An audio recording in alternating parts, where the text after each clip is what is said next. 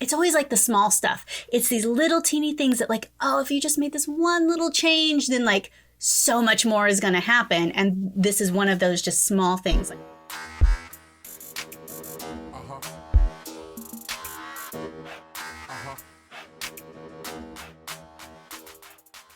Hey guys, what's up? It's Torie Mathis, and I'm here with the one and only Sean Mathis, founder of Miles Through Time Automotive Museum. What's going on? And in the last few years, we have done a ton of events for Miles Through Time as a way to get more people to know about the museum. And where some have been a lot more successful than others, I think we have really learned a lot in the last few years about running events for your business. Yeah, it's a lot of work. So it is a lot of work, but it's not impossible. And I think that any business could run an event to get more people to know about your business. I know that one of the things that wasn't really successful was your Cars and Coffee. Sean had a Cars and Coffee once a month on a Saturday morning, and that one actually didn't get a lot of people to the museum. However, we've had a couple other events, like we had the Teslas come out to the museum a couple times. That was a great event. And then Sean has a really big car show every single year, an annual car show that drives, thousands of people to the museum and gets a lot of buzz going on. So what do you think the difference was between like the Cars and Coffee versus like the car show or Teslas that made one more popular than the other? So the Cars and Coffee, the very first one we did, was super successful. We had a ton of people. They all seemed to enjoy it. We wound up getting the coffee sponsored. We had donut. I mean, we did the whole shebang. And what happened was it slowly died. It went from great as this thing they want to go do, and everybody's like, yeah, Cars and Coffee. And then it just the next month it got a little bit less, and then a little bit less. And within a few months, it got down to like nobody was there. And weather was not a factor. I think what happened was it was too frequent. It was on at a time where the alternative might have been to go to a real car show. It's appealing for the couple of people, I think, that were relatively local, that didn't really want anything else to go do. But again, the moment there was another option, they're like, well, we were at Miles Through Time last week, so there was no reason to go there. And the thing is the amount of effort that we had to put into it every month never changed, just the outcome changed, and it got to the point to where it wasn't worth doing. Well, I think you found, too, that it was mostly a lot of local people that were coming in. And so they may have been interested in being out there and just like mingling with each other, but they really weren't interested in coming into the business. And that's the other thing is so Cars and Coffee, free event, right? And free coffee. We had free donuts. And the whole thing was that if they didn't come into the museum for the $5 admission charge, like, what were we doing it for? And that was the case. We had a few guys, they just refused to go in to the museum. So now we're giving them coffee, we're giving them donuts, food, all that kind of stuff, place to hang out outside. But they never actually visited the museum. Like, we're talking never visited. Not like they were in there last month or anything like that. And for those local people, we have season passes. So it's not like, I wanted them to pay the regular admission every single month. Like, if you can be there all the time, just buy the pass and you're good to go. You can go every day of the week that it was open and be golden. You know what it kind of reminds me of is we've talked about the punch cards that businesses get. Like, if you buy, 10 sandwiches, they'll give you a free one. But somebody that's already buying your sandwiches, that's not like the motivating factor for them to come in because they're already there. And so getting people to come into an event at your place, like, you have to give them a reason, something special to come. And so I think maybe something small and something that was so frequent just really wasn't the answer. So the last Cars and Coffee, I believe, it was like 2017 and 18, I think, were your main years of the Cars and Coffee. So after we realized that really wasn't a way to kind of build a buzz, you started doing some things that were a little bit more unusual. And I think it's making it special and having something unique in there that really drives people out, because Sean has got some people to drive some miles just to come out for an event. And I think the Teslas coming out were one of the times that we realized, like, we can get some people to drive 2 hours, 3 hours just to come hang out at the museum. So what do you think was so successful for that event? The Tesla ones was pretty neat because we had just gotten the EV chargers installed at the museum. And the thing is that where the museum initially was in Toccoa, Georgia, there are no electric cars, yet alone Teslas.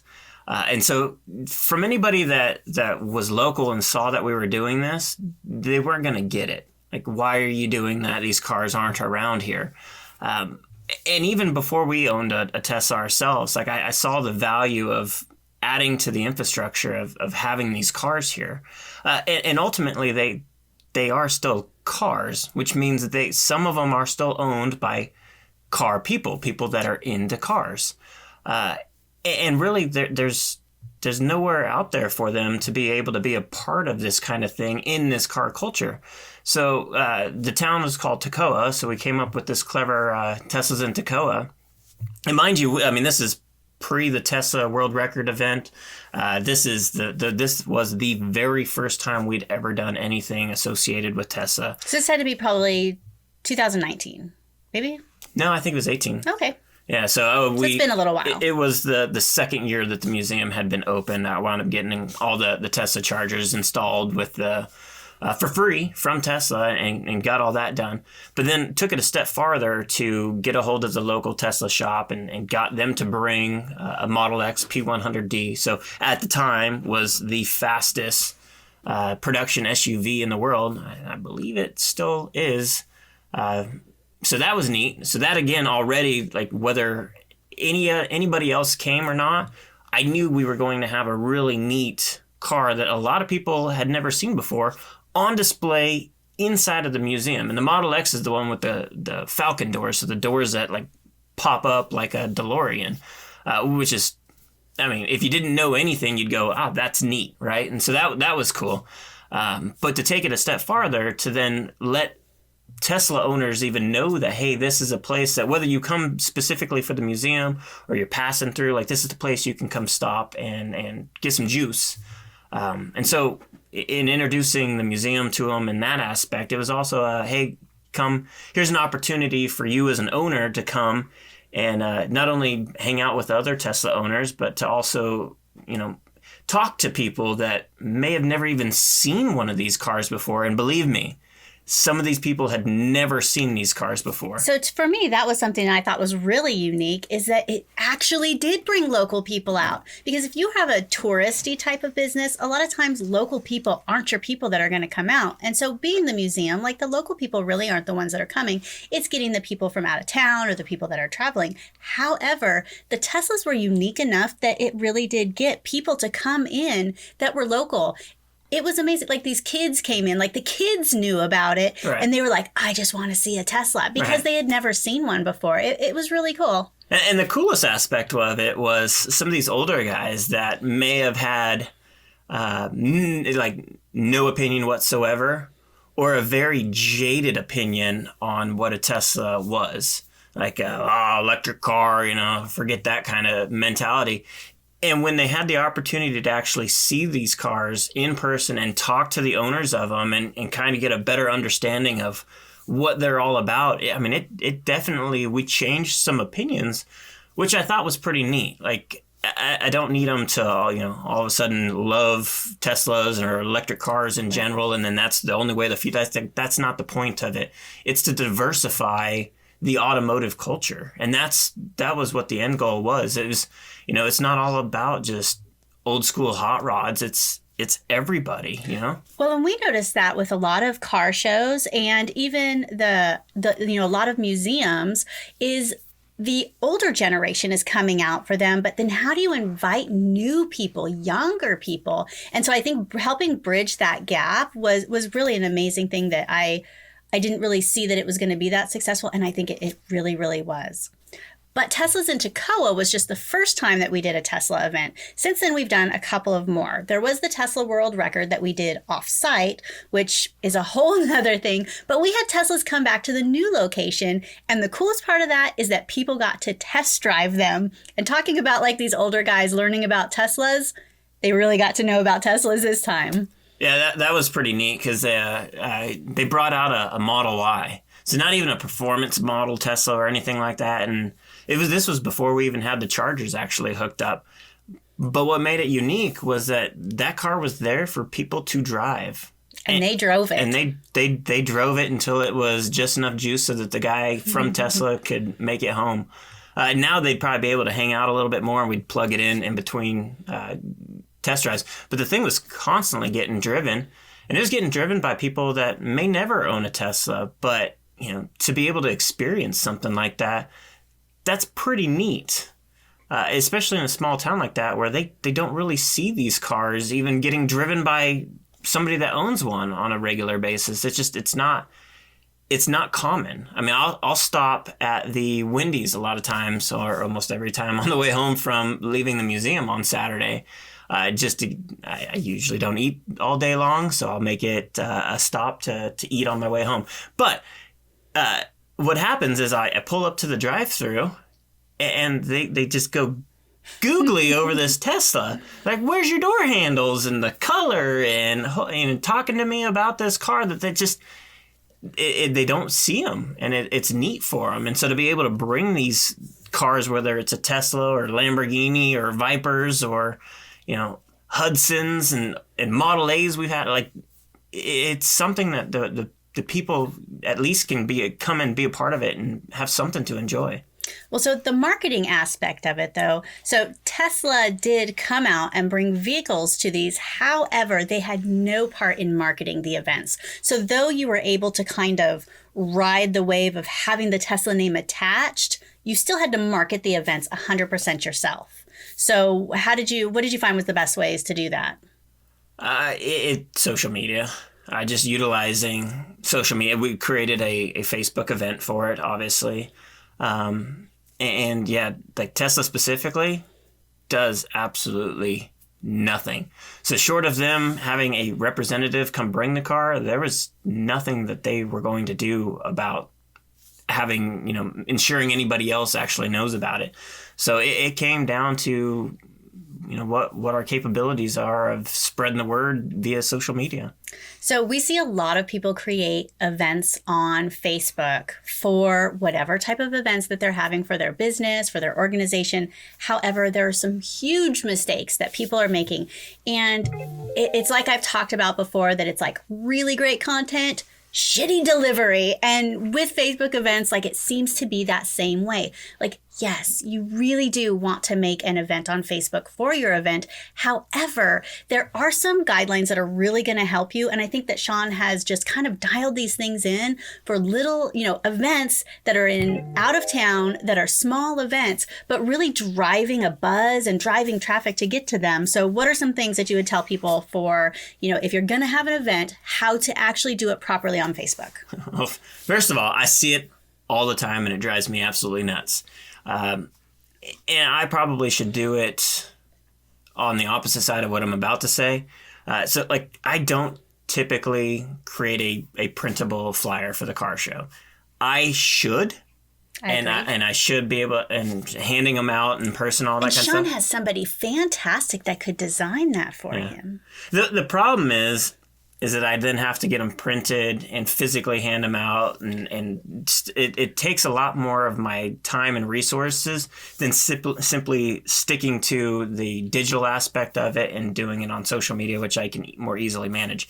That being said, every once in a while, I get somebody that's like, hey, do you have any printed ones? I'll hand them out for you. That just happened last week, which was awesome. And if I could do that, if I had a group of, or at least one person that would do that kind of thing for me, I would totally do it. But because I don't have it on a normal basis, I don't really focus my energy on that. So with that being said, I focus it on the digital aspect of it. And what I see happen are these people that are taking the flyer that they created for print. Right. and taking a picture of it. Taking a picture of it? And sharing it on social media. So I thought they were just showing that, like, sharing the same file. I didn't realize they were taking a picture. No, they're taking the flyer printed on paper, sitting on the desk, and then they're taking their phone and they're taking a picture of it and sharing it on social media. Better than nothing, but there's a better way. And the biggest thing, and and the thing is they will take that picture and share it into various groups, which is great, like car show event groups. But it's not the event. So there's no way for the people. Okay, hold on. So that might be confusing for somebody. When he says it's not the event, the post that they're sharing is not like, so you can just make a regular post on Facebook, or you can make an event on Facebook. So when they're sharing it, they're just sharing that picture. They're not sharing the event. And when somebody creates an event on Facebook, it's actually creating like a RSVP type of system, which is kind of cool. And it also is letting other people know. There's some like sharing type things in there that'll be like, so since Sean and I are friends on Facebook, go figure, right? It'll tell me, hey, Sean is going to this event. Maybe you want to go too. So you're losing all of that kind of stuff if you don't actually make an event and then share that event. Another thing that they have is that you can send reminders. Like if you make an update to that event, it'll actually update everybody that has said that they're going to go to the automated. event. The reminders are automated to everybody, so you're not even having to do anything. But if you update the event, like if you write like a reminder, like a post to the event, then it'll send all those. You actually then post to the event that you created yourself. And again, Facebook then automatically sends those notifications out to people, letting them know there's something else for them to see. And they're going to get them and see them more likely than if you just created a brand new post, because you've kind of already like opted in and said, I'm interested in this. Facebook wants to show you stuff that they know that you're already interested in. So when you've already RSVP'd and said like you might go or you will go to an event, when somebody posts something to that event or the reminders for it, it's more likely to actually reach you rather than, the algorithm is only showing it to a small percentage of people. So when Sean says they're not sharing the event, like they haven't even created an event or they're not sharing the event, they're just sharing this picture. Okay. I just wanted to clarify that because like, I know what you're talking about, but I just like there's some little nuances there that will make, it's always like the small stuff. It's these little teeny things that like, oh, if you just made this one little change, then like so much more is going to happen. And this is one of those just small things like, okay. Well, and nothing happens with that picture, right? So if you actually create an event for it, not only do you have all this control on how people see it and to be able to contact them more, but it's also being shown as a potential event for people to do inside the whole world of Facebook events. Where people are like, hey, what is there to do around me today or this weekend, next week, next month? If you've taken the time to actually create an event for it, then it's there. And the thing is you don't have to get like super neat with it. Take that picture that you took with your phone, and stick that as the thumbnail to an event that you officially create. Because again, somebody can say that they're interested and eventually that interest goes to going and friends see it. And another good thing is that if it's an event where you have sponsors or other businesses involved in whatever capacity, you could tie them all together with it. And then that opens up your audience to their audience as well, because you would tag them on the event. And so rather than it just being a part of your audience, it's opening it up to their audience as well. And you don't want multiple events. Like some of these big events, I'll see it where they, it's the one event, but there's multiple businesses that are part of it. And they've gone and created their own event version for it. And all that does is dilute the entire thing. Whereas if they were all just listed as co-hosts, which is essentially just making them all hosts so that it shows up on their page. Like you don't get caught up on, well, they're not actually a co-host. Don't worry about that. It just makes it so they can see it. But it does. It spreads it out immensely. And then you can keep resharing that event in the groups and on your business page and on your personal page. And there's so many things you can do with it. The analytics that go with it, like you can look at it and go, well, it looks like 2,000 people are interested in going, and And so 235 are going. And because you've done the event every year, and because Sean has made an event every year, like I was like, okay, so what was your rate, your conversion rate of people that said they were going to go to how many actually showed up? And so now that Sean has some past data, now, doing this the 5th year, he can go, oh, well, my conversion rate is, what is your conversion rate for people? No, you said offhand. It's around 40%. Okay, so he knows if, X amount of people said they're going to go or are interested in going, he can pretty much figure out now that 40% of those are going to actually convert and actually show up.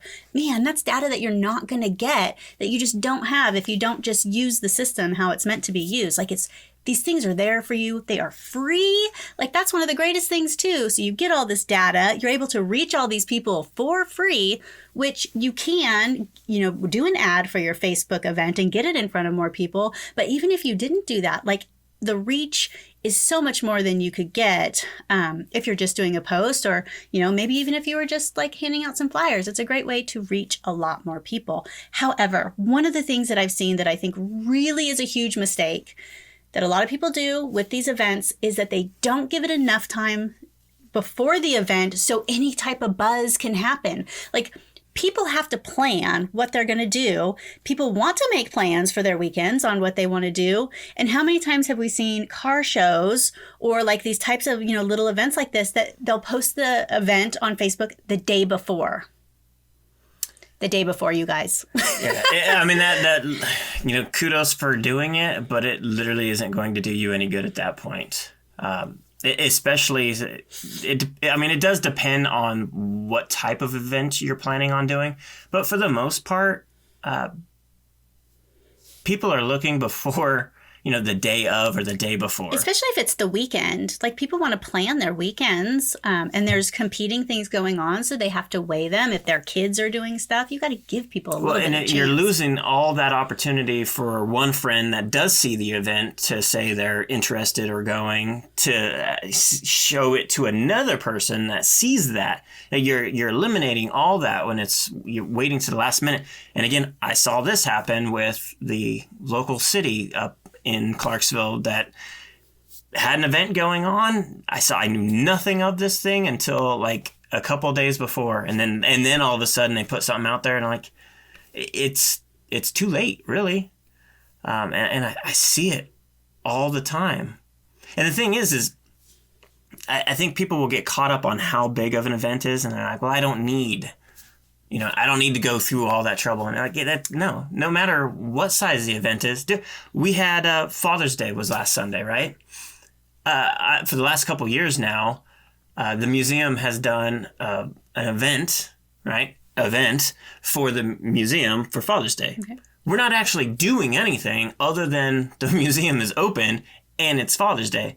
So I just got an event that says it's Father's Day weekend. Come visit the museum. Bring your dad. Did you do that on? Yeah. Oh, that's awesome. I know we've talked about doing that kind of stuff, like make up an event for whatever it is. Make something, like hype it up a little bit. Even if it's something that's normal, like Father's Day when it's already open. If you make it seem special, or if it's something that people just maybe wouldn't have connected the thing, like, oh, well, you're right. Like my dad likes museums. Let's take him there on Father's Day. Like you can always make those little connections. Yeah, so it's not technically an event. It's more of an announcement. But you made it like a legit event? I'm utilizing it as an event. And the thing is again, you can go back into past events and duplicate them. And that's literally what I did. So I've done it. I did it last year, and all I did was duplicate the event, change the dates, and let it run again this year. So we hear this a lot. And, you said it, and I wanted to point this out, is that people said, oh, it's a small event, or it's this, oh, it's whatever their excuse is.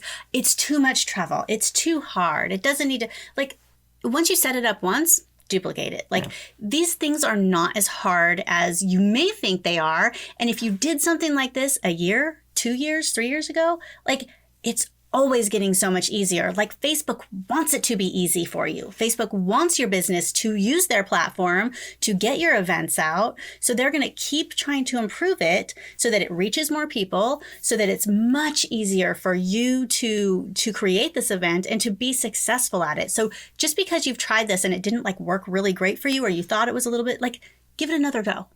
And, take some of these like little tips, like duplicating an event to make it even easier for yourself, because these things are not that hard. and they're getting easier. Well, plus you can measure them against each other, which makes it always interesting and go, well, I did it last year and I had this many people say that they're interested, this many going. You know how many showed up, so you do it again, and then you can base all those numbers and tweak it or share it sooner or anything like that. But especially stuff on like a Father's Day weekend or Memorial Day weekend or something, like people are going on to Facebook and going to the general events area and going, what is there we can go do today or can go do tomorrow? And that's where this, no matter what size event you got going on, is going to really come into play, is that you're there as a thing to go do. And sometimes people don't want to go do like a huge event. Maybe they just want to go to do something. Maybe they just want to know you're open. Yeah. I mean, and that's the thing, is some of these holidays, you know, places close. So maybe if all it is you're saying, well, actually we're open, this is a place you can come visit, then they know that. So at the same time, you probably don't want to post an event like every single day, because I think that there is a sense of doing it like too much. I would even like the cars and coffee, how we talked about, like it was so often that it wasn't special enough. So, you know, looking back, there might have been something that we could have done to make every single, like give it some type of theme, or I don't know, do like now looking back that time has passed, there's probably some things that we could have done to make it better. Because I think about like these places that have trivia like every single week. So if they're always posting trivia, like they could always do something to make that special. Maybe it's like we talk about the pizza place or whatever, even though they have Sunday football every Sunday during football season, maybe they theme out every Sunday a little bit different. Maybe it's $2 drafts one time, maybe it's, you know, dollar wings the next time. And so that way it doesn't make it so repetitive that they're like, oh, they're doing cars and coffee again. Or, oh, they're doing Sunday football again. But there's that something special that maybe catches their eye. So if you have a repetitive event, maybe try to figure out what that little special thing is. Well, I know, like specifically our cars and coffee, we had talked about doing the various themes. Mm-hmm. And I think what happened was I just didn't have the bandwidth and resources to actually be able to implement it the way that I wanted to.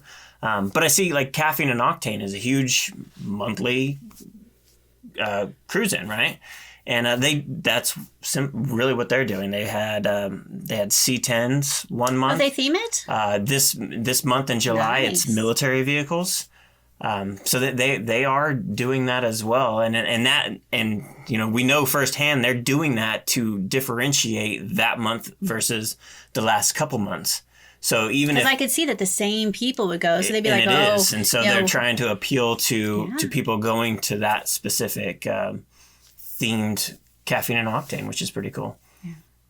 So if people were wanting to do an event for their business to draw new people out, what would be some advice that you would give them? Plan farther out in advance than you think. Typically, the big event that we do each year, I will at least start marketing it 4 months in advance, which may seem like a long time, but it goes by so quick, especially since if you just think of the initial, like getting the word out there, like I'll put the word out that basically what it comes down to is the first thing I think of is the date itself. Now, not having anything else planned, the hardest part is just like, okay, what date are we going to do? And the minute the date is chosen, I throw it out there. Everything else comes afterwards. So as far as figuring out DJ and all that other stuff, like at that point I have already announced that this event's going on, and it makes it so that people can start, you know, following it, right? Because now they're saying they're either going to definitely go based on that date, or they're interested in knowing more, right? And so as I start to accumulate the sponsors to know more details, I then share these details, you know, into the event, and then I reshare them into the Facebook page for the business, which I then reshare onto my personal page, and it just keeps it going. So during that 4 months, it's not like I created it and then all of a sudden 4 months later it's the show. It's a constant touching these people and keeping them informed as far as what's going on. But you're also doing emails too. So emails right. are going out the where you emails get you know, a you're whole nother always thing. dripping out little details, so Sean always has like a car show shirt that gets designed special for every single car show. So that was like something that we did this year that we hadn't done before, is that rather than just doing like the one, we did it on multiple colored shirts and like mocked them all up and then gave people a chance to vote. So that way everybody kind of, it got some engagement, and that went pretty well, didn't it? Yeah, and that was, again, I have no idea. We typically do a different color each year just so that it doesn't look the exact same. Still kind of staying neutral in tone colors, or like doing a bright orange and then a yellow and neon green or anything like that. But they're different. And this year, we've been doing this 5 years now. What color are we going to do? Because at this point, we're starting to, repurpose some colors potentially. And so we just picked 4 random colors, and I stuck it out there with the artwork that Torie designed on each one of them mocked up, and just let people decide, hey, if you had a choice, which one would you prefer? And things like this, like, it wasn't very difficult to do that, but it allowed people to be a part of it. And again, it allowed Sean to post different things about the car show. So again, building that buzz in all these little teeny ways, and then giving people some ownership over it, that now when they get the t-shirts, which the t-shirts are already crazy popular already, like they go so fast. It's like a first come, first serve type thing. It gave people even more interest in the shirts, which, people want to come out and get their free shirt. Yeah, I mean, I had over 200 people answer the question as far as which one they preferred. And it was pretty close there initially between 2 colors, and then all of a sudden one started to really pull away, and then it's definitely the fan favorite. And that's what we went with. So when you think about this, like 4 months, like, I'm going to post like, oh, the event's coming. No, you got to like figure out these like little ways of doing it. And you could always go and look at Sean's social media and kind of get a couple ideas on some of the things that they're doing. However, you do not need 4 months for every single event, but don't post it the day before, because you're just going to lose all that organic buzz completely. What other tips would you have for people? Anything else? I would say give them as much information as you can about the event so that they're as informed in making that decision on whether or not they want to actually go to it. But save a little bit to be able to add to the discussion of the event, to keep them, to kind of tease them a little bit if there's things that that are happening, or if things can change, or whatever the case may be, that you can actually add to that throughout from the time that you started the event to the time of the event, just to re-engage them. I think it's really important. Like, if all you did was create an event 2 weeks before and then you never do anything with it, and then the event happens, I think you're definitely missing the boat if you don't at least try to contact them 1 or 2 times, between that 2-week period, to tell them something. And more than just, hey, the event's in a week, tell them what's going to be there, or what they could potentially win, or what they're going to see or experience. Give them some sort of taste, as like to get them excited. Hey, before we were interested in going, but now based on this, we're definitely going. And that's the goal.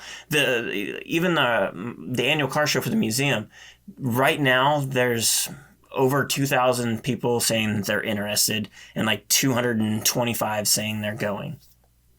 That's a massive difference between going and interested.